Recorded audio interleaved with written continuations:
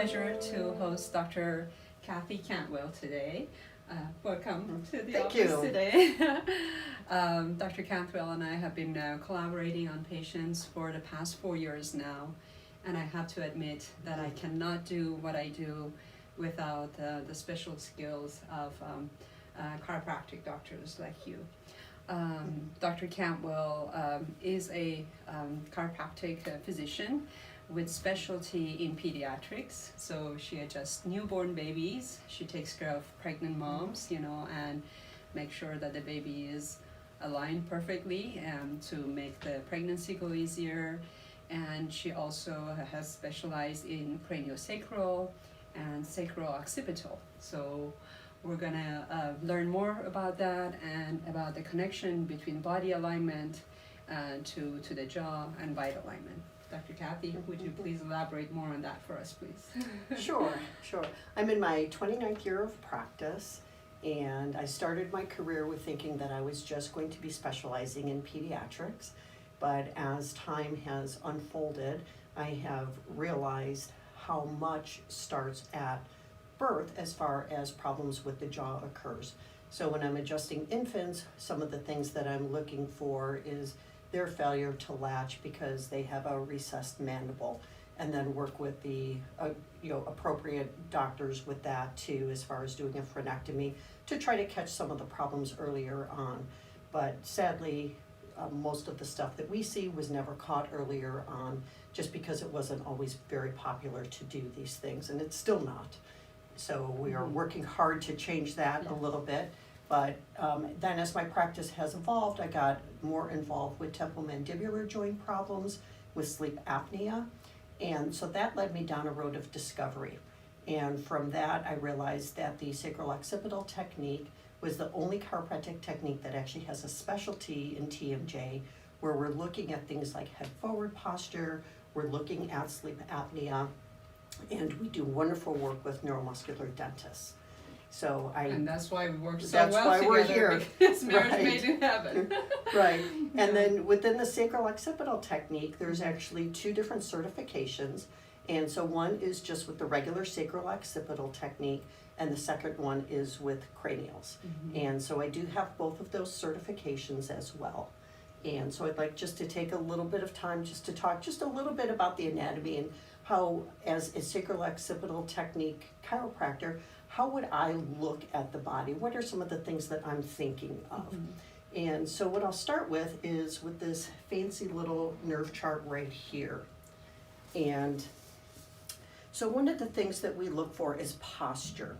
And with posture, what we're looking for is very balanced horizontal planes. So we're gonna look from like the feet and the ankles, the knees, the hips, the pelvis, the low back, the shoulders, the neck, the TMJ, and the cranium. So we're going to be looking all the way up to look for balanced posture there. Some of the things that we keep in mind in our technique is the dural sheath. And the dural sheath, I like to think of it like the skin of the brain. So it goes around the brain, or the skin of the nervous system, goes around the brain, down and around the spine, in and around the sacrum, housing our cerebral spinal fluid. So I know that when I have a patient who comes into my office and they're a new patient and they say, oh, it's my right SI, it's always my right SI, that to me tells me that there's a torquing within our dural sheath. And so our technique has things, special things that we do to balance everything out, to take away any torquing within that dural sheath, as well as the regular adjusting. Another thing that we look at is repeating patterns. So just like in nature, if you were to look at a leaf underneath a microscope and you see all the repeating patterns, what we look for are repeating patterns here. And this is where I think is one of the neatest things about our body. So if we just look at the sacrum here and the whole pelvis, we see this beautiful butterfly shape right here. When you look at it from the top, right? Just looking straight on, you just see this beautiful little butterfly shape. Okay. So you have your ilium out here, you have your sacrum in the middle. If you were to do a cross section of the spinal cord, you can see that that butterfly shape appears again there. Then, if we go a little bit farther up into the skull, if we flare out the temporal bones on top of the occiput, you see that butterfly shape appear again there. If you take the skull off and you look here at the sphenoid and the temporal bone, you see that butterfly shape appear again there. And so this is where the craniosacral motion becomes very, very important. And so what we're doing is we're not just balancing the spine, we're not just balancing the temporomandibular joint, we're looking at the body as a whole piece. We want to get that craniosacral rhythm pumping properly, so we want to take pressure off of the body with doing craniosacral technique as well. The sacral-occipital craniosacral technique is very old. Dr. DeJarnette, who started it, he was a student of Dr. Sutherland, and he graduated from, I believe, from Chiropractic College in 1922 and Osteopathic College in 1924, or vice versa, one of those. But he was a student of his craniosacral work. The original research came out in the late 1800s, but it really came to fruition about 1920. And so that is how long it's been around. So the technique that we do is reminiscent of what Dr. Sutherland originally did. So our craniosacral work that we do is very directed. And so it's not a matter of just holding and unwinding, it's a little bit more directed. So we're gonna look at some of the same things that Dr. Motlaw looks at. So when she looks at a patient, she can see if like an eye is smaller or an ear is flared or things like that. Within my world, what that means is, what is the temporal bone doing? What are some of the other bones doing? And then the care that we give actually goes to release those. Movement of all these cranial. Movement of all Movement of is very those. important for you. It's yes. very important. And then when a patient has an issue, whether it's in their TMJ or anywhere else in the body, we're also looking at whether it's ascending or descending factors. And that's actually a very cool, that's a very good buzzword between both of our professions, Yes. are things that we look for. And so an ascending problem means that it's coming anywhere from the feet on up that can affect the temporomandibular joint. And in your world, or in my world, we're also looking at descending, which means it can be coming from the neck, the cranium, the TMJ, on down, affecting things. And what Dr. Motlaw and I have both found is that nobody is purely one or the other. Usually by the time either one of us get a patient, because of our specialties, they're ascending and descending. So they're probably gonna have one that's more predominant, but by the time we get them, they're having both. And that's where the integrative work, I think, comes in the best, Yes. is that is something And that's that we're what fixing. makes this kind of treatment very complex, Yes. complex for the providers and very confusing and frustrating for patients, unfortunately. Yes, By the time you and I see patients, they have been traumatized for so many years, both because of the chronic pain and because of not getting to the source of the problem.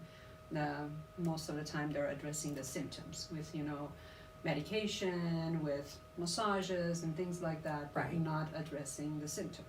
right, the root and not cause of getting it. at the core of it. Yes. And so in my world, what we try to do is, when I'm working with Dr. Motlaw's patients, is I'm trying to have everything as balanced as humanly possible, so that when she goes to do her impressions and place the myoaligner, that I have everything balanced in there. And that is something that's really important. I would just like to give a quick shout out to the genius of the myoaligner. Thank you. We've worked countless cases together with great success over the last 4 years.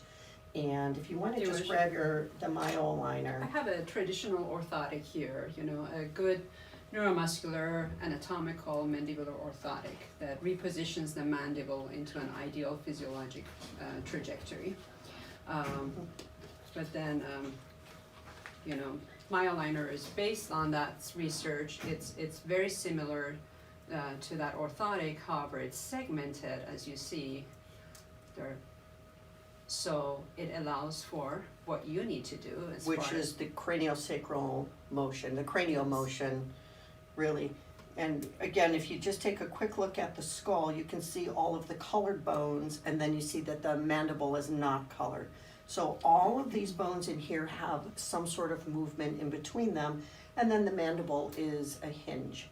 And so if you were just to put a solid orthotic on there, you're really not allowing for proper motion from side to side, because you're gonna be kind of going from You're side to splinting a side little there. bit. You're splinting the Right. sides, and that's not good for function. No, it's not at all. And that's where the genius of this comes in. And because it is segmented, it allows for full cranial motion in between. And then usually when a patient goes into any type of an orthotic, as their body changes, they may need to make some slight alterations here and there to the orthotic. And if they can only make it to one side and still have full motion, it just seems to work better for all the patients. That's why I tell a patient an average course of treatment for a TMD patient is about 3 months. So you start adjusting them, you kind of like improve the posture a little bit. I improve the posture of the mandible by using ALF-10s, which I think is the key to treatment. By Absolutely. Stimulating the trigeminal nerve, in about half an hour we can have all the masticatory muscles relax, because we're stimulating the motor nerves of those muscles. When the masticatory muscles, head and neck muscles relax, that mandible goes through a movement like a pitch yaw roll movement and lands like a plane to its ideal rest position. We learned that as physiologic rest position at dental school. Now, we don't want to put the bite in the rest position. People need to have a range of motion or an envelope of function. So from that rest position on a physiologic trajectory, we need to put the build Myoaligner on that. So Correct. they have about 2 or 3 millimeters, about 2 millimeters free zone which they can chew and function. But when they hit, they're right there, their top and bottom jaw stabilizes, and that's why TMJ is a craniomandibular problem. You know, it's not Right. just a joint problem or an occlusion problem. And I think the success of our treatment is because we look at the big picture, and we're looking at the occlusion, the connection to cranial joints, you know, C1, C2 alignment, and the whole body. And she's going to demonstrate how a tilt in your hip can actually change your bite in less than a minute. Right. So So we're gonna it's amazing. we're actually gonna ask the home viewers to join with us Yes. in standing up.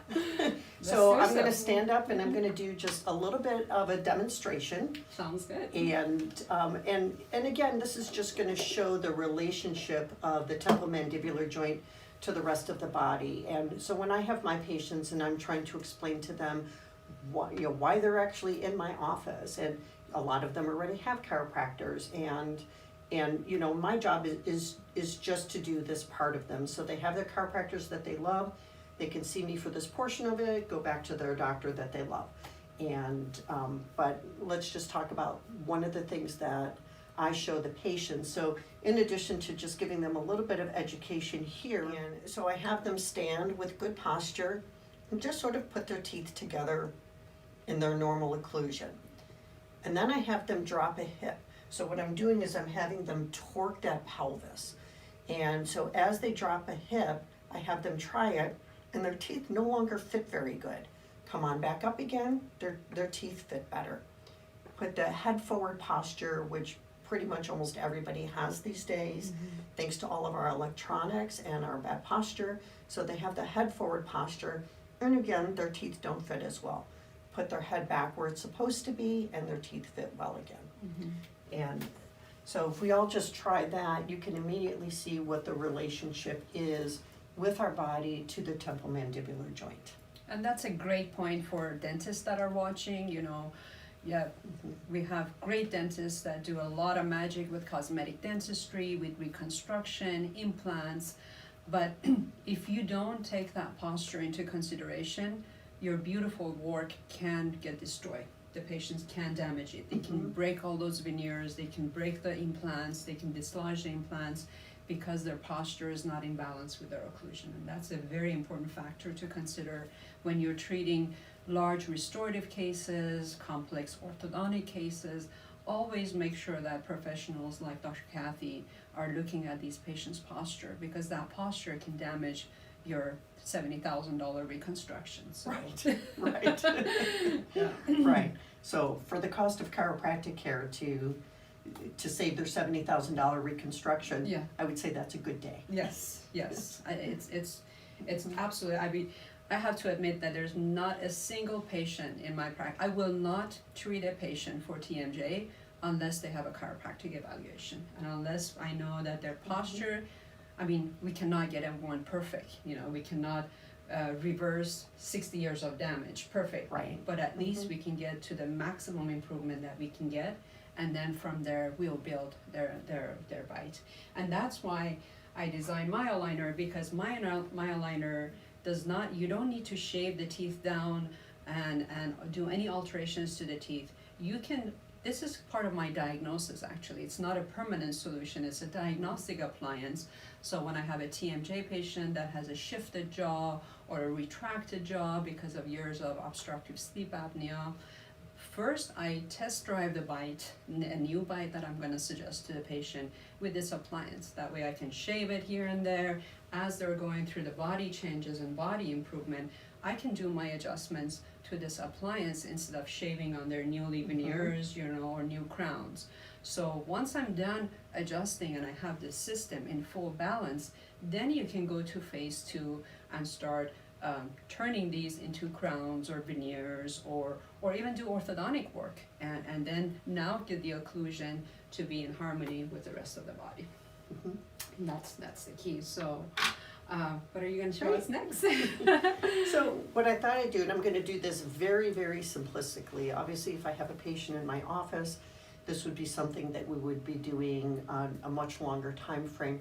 But just to kind of show just a little bit again about what sacral occipital technique does and how we're just a little bit different. So I'm going to walk you through some of the things that we do, and I have my student intern here. Her name is Rachel, and first thing we're going to do is we're going to check her posture. So we're going to move over here. So this is Rachel. Rachel is my student intern in my clinic right now. And as she is standing here, because she is a very good chiropractic patient and almost chiropractor herself, she actually has good posture. So we are actually going to distort her to see what we normally see in the practice. And so oftentimes what will happen is you can go ahead and drop a hip. And so you can see now that the right crest right here is a little bit high. When that goes a little bit high, the normal distortion pattern would be that the shoulder then is going to go low. And then we have a righting reflex where our eyes are always trying to be right to the horizon, and so now her head is going to tip. So over time, you have this pattern of contraction. The sacroiliac joint is unstable, and so her body has like a little bit of a sway side to side where it's trying to catch on and have some sort of stability. And so it's going to do that by distorting the rest of the body. So over time, her bite is not going to hit properly. Her neck is going to be contracted. She may have headaches. She may not sleep well. And so just bad things will happen. So that is one of the first things that we look for. When we have her looking to the side, in true good posture, you want to see ears over shoulders, shoulders over hips, hips over knees, knees over ankles, and everything should be lined up. But our population today always has this head forward posture, and with it a lot of time comes the rounded shoulders. And so this puts a lot of stress, again, on the neck, on the temporomandibular joint. And so to Dr. Maltnos, and when she's doing her tensing and trying to get a true bite, she's actually taking a lot of the pressure off of this so that she can actually get a true bite. We actually tense the cervical area too.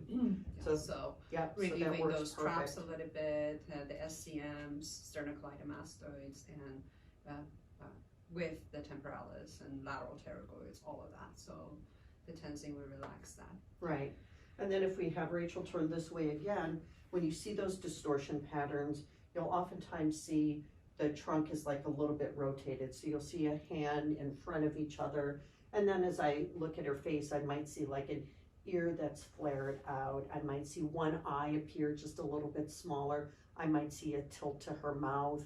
I might see a high zygomatic or malar bone. So I'll see different things there that I'm also going to be diagnosing for the full craniosacral treatment along with the sacral occipital treatment.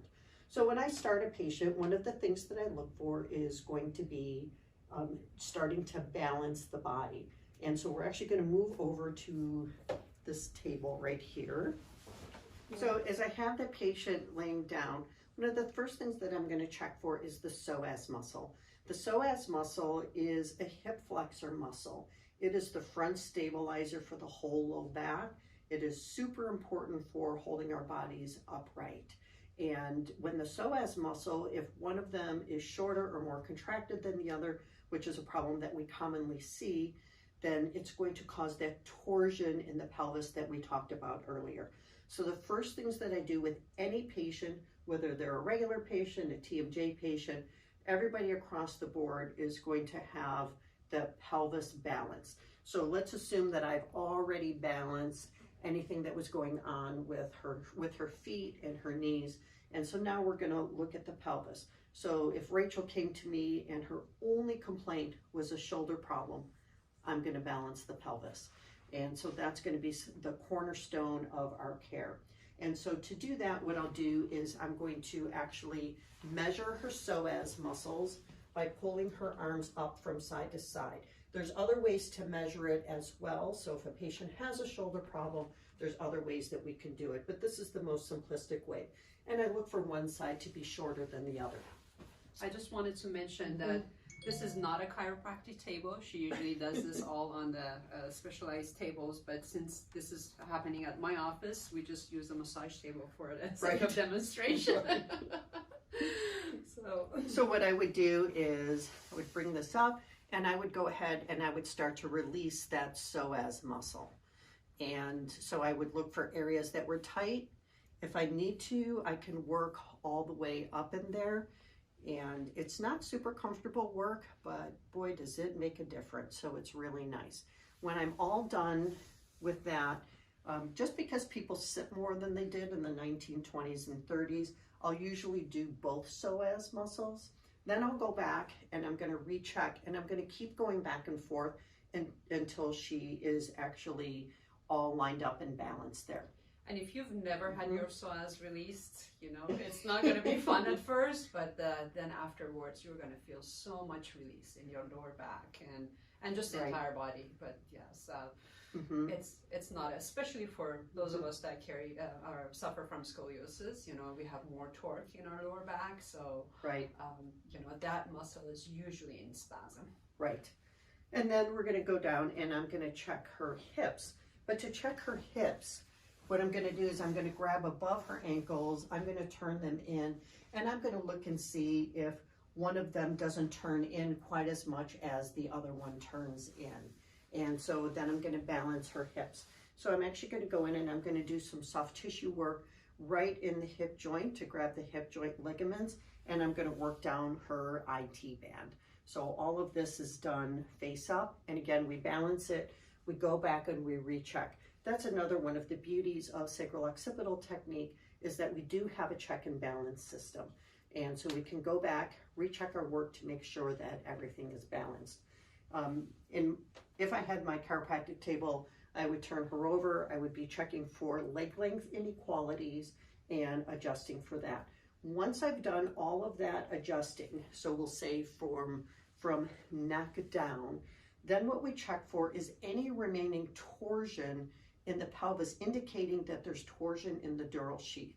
And so we do that by holding an arm up, and I have Rachel hold, I get a strong, and then I'm going to press right inside of her pelvis, putting pressure on her inguinal ligament. And then if she goes weak in an area, then I know that there is something still out of alignment there, that there's a torsion in the dural sheath. So I've already done everything. I have released soft tissues. I have released the joint. So now I'm going to go deeper into that nervous system. And we use a blocking technique for that. Before you go to the next step, what you just did right now, what is the effect of that on the occiput and upper neck area? So torsion that if there's torsion in here, and I will grab this again here.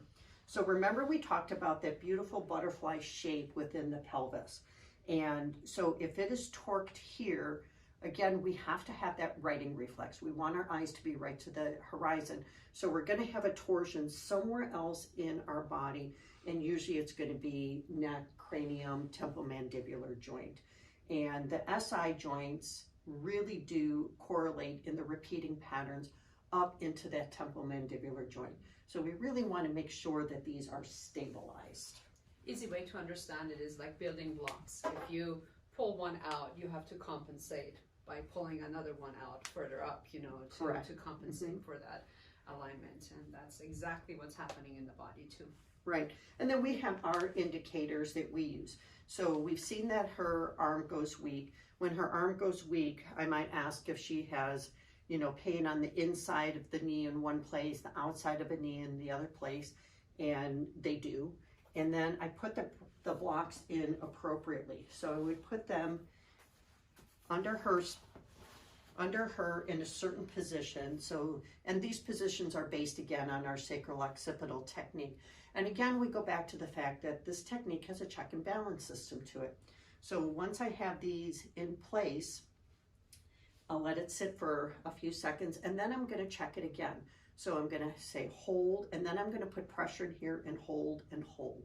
So now I know that right now it's balanced. So it's unwinding that dural sheath inside of the pelvis. So then we have her rest. And what I oftentimes do is I will go ahead and while she's laying on the blocks, I will start to work on the neck. And with the blocks, some patients want to stay on them like the whole time, and they're begging for them and threatening to take them home with them. And other people, once they're on them for a minute or so, their bodies will be like, oh, I feel like I'm kind of done with them. In which case we just pull them off to the side, and they're done with that part of the balancing. So you're compensating for that torque there by putting the blocks there? We're actually taking it out. So in a passive way, we're actually taking out the torques. We're actually making a change. And then holding it stable. Right, and then once you have the blocks out, you can always double check your work again and hold, and now she's stable. And then we're gonna go on up to her neck and her cranium. And so we'll come around the table just a little bit. And so I would go in and I would be checking her neck, and I would be doing any of the appropriate adjustments in her neck. As far as her cranium goes, I would be making a directed motion. So I might be grabbing back here and just putting a very gentle motion in one way or the other way, depending on what I have found. And so I'll do different releases to all of the sutures. So there's a misconception that in adults, sutures are fused and they don't move. Right. Please elaborate more on that. So that has been proven over and over and over again, that throughout our entire lives, we actually do have movement between all of the sutures. So they're called sutures. So where we think of like a joint as an elbow joint in our head, they're called sutures.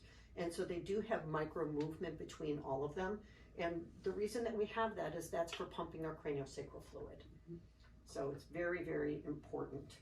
And so we would be able to go in, figure out what was wrong, and by palpating all of these sutures, by the information that I've gleaned from doing an evaluation of her whole face, of her head, then we go ahead and we make any of the appropriate corrections there. In addition to that, so that was important information for dentists. Any appliance that they use in the oral cavity on the top or bottom that splints and stabilizes the right and left side, probably not a good idea for patients that suffer from craniomandibular. Right, you never want to have anything put on your top teeth because you want to maintain all of the motion in here. And if you lock down the teeth, you're actually locking in the cranium. So even for the people who just use simple night appliances for grinding, those appliances should really be placed on the bottom teeth, not the top. Yes. You know, in our world. And when the patients clench on those appliances, and we can get into clenching later on and the causes of clenching, but when they clench, they're actually putting a lot more torque on the appliance and on the underlying cranial bones. Right. And oftentimes one of the reasons they're doing that is because they're out of alignment. Yes. And, out of alignment where? Well, it can be anywhere. It can be in her ankle, it could be the temporomandibular joint, and that would be for Dr. Montwell and I to figure out in all of our patients. And then in addition to that, of course, we are working on patients who have problems within their TMJ. And this is where I go in and I do intraoral work. And so I would have Rachel open. And so what I would be doing is I would be evaluating her palate. And as I'm evaluating her palate, I'm evaluating for, does she have a nice domed, even palate? Does she have a high arch palate? Does she have any intermaxillary ridging? And then with that, I'm also identifying in the palate if one side of her palate feels maybe high and arched and the other one feels low. And that's a system inflection or extension on either side. And then we see that a lot. We see quite a bit of asymmetry between one side and the other. Right. Yeah. And so when I go in, I'm going to do some cranial motions there. But the patients who come to us also do have a lot of pain in their jaw, and they need to have that relieved as well. And so I literally go in, and so I work the pterygoids, so the medial and lateral pterygoids. I'm going to work the masseter muscle, so I'm going to work all in through there. Some of the other cranial techniques that we do are done inside the mouth. Maybe I want to do a little release to the sinuses in there. I'm also going to evaluate to see if there's any sort of a tongue tie, an anterior or posterior tongue tie with the patient. How do you check for that? And I generally just have the patient open and put their tongue up on the roof of their mouth, the whole tongue, and do a nice little tongue pop, and I can get a pretty good view of it. I look to see if it's pulling up any of the muscles underneath in there. And there again comes the integrative work with pulling in oral myofunctional therapy to strengthen the tongue. Exactly. And that goes down the whole rabbit hole of the sleep apnea and everything else. So, but again, when we're talking about the mandible, yes, it's one bone, but you can imagine that if muscles are pulling more on one side than the other, that's going to affect everything too. So I'll actually go underneath her tongue, and I'm going to do some releasing underneath the tongue as well to release those muscles as well, which is not particularly So like medial pleasant. pterygoids, do you address medial pterygoids? Yes, so I did that first. So I do the medial and lateral pterygoids, but now I'm going underneath her tongue. And so I'm getting underneath in there and just doing a little bit of muscle releasing under there as well. So basically releasing the whole thing. And so I do all of that work internally. And then some of the work I do, I might be doing where I'm holding one spot internally, and I might be holding other bones externally. So whatever is needed per patient.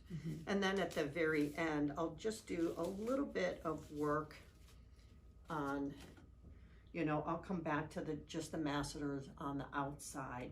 And again, I'm checking for the bite, which I would have done earlier. I would check when they open and close. So I'd be looking for any type of deflection, deviation. Is it clicking, popping?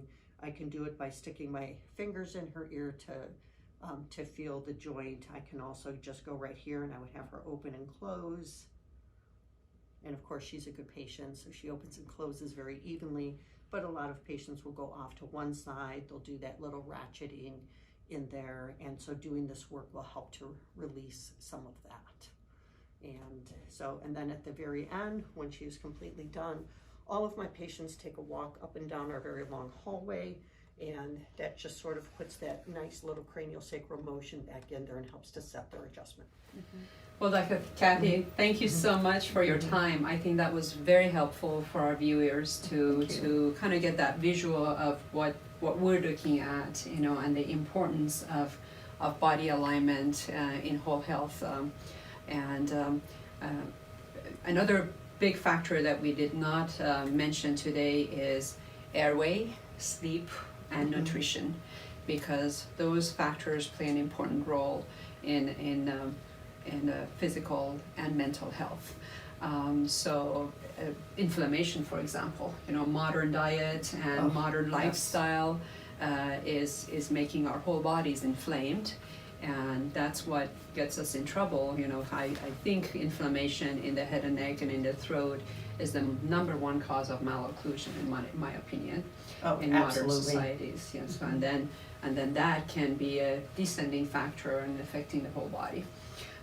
So I wish we had more time today to also address, but maybe in the future episodes we can address the importance of nutrition, supplements, reducing the inflammation in the body, as well as sleep, and how we can improve our airways so we can get a quality of sleep. And our body is only repaired during sleep. After 4 o'clock in the afternoon, our body goes into the healing mode, as long as we're doing things right. And melatonin is released on on time and everything. So, and I think the reason a lot of our patients suffer physically and emotionally is because their sleep is interrupted.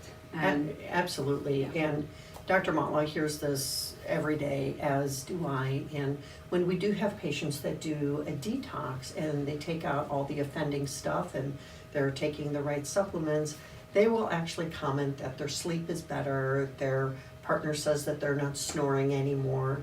So it really is very, very important. And especially during this pandemic time, people have sat at home more. It's been a big joke on the internet how much weight people have gained, how much they're not exercising and not doing all the things that promote health. So I do think it would be a great conversation to have, to actually talk about like what supplements should we be taking. Because I think if I was the average consumer and I stood in the supplement aisle, I think I would just fall apart.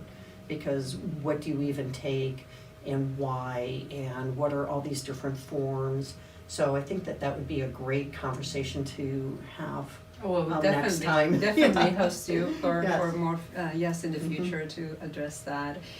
So if you want to have more information, you can look up Unity Chiropractic or Dr. Kathy Cantwell. If you Google him, you won't miss it. And what is your website? It's unitychirobeaverton.com. Okay. And so they can get more information on the website or call you for a consultation. Right.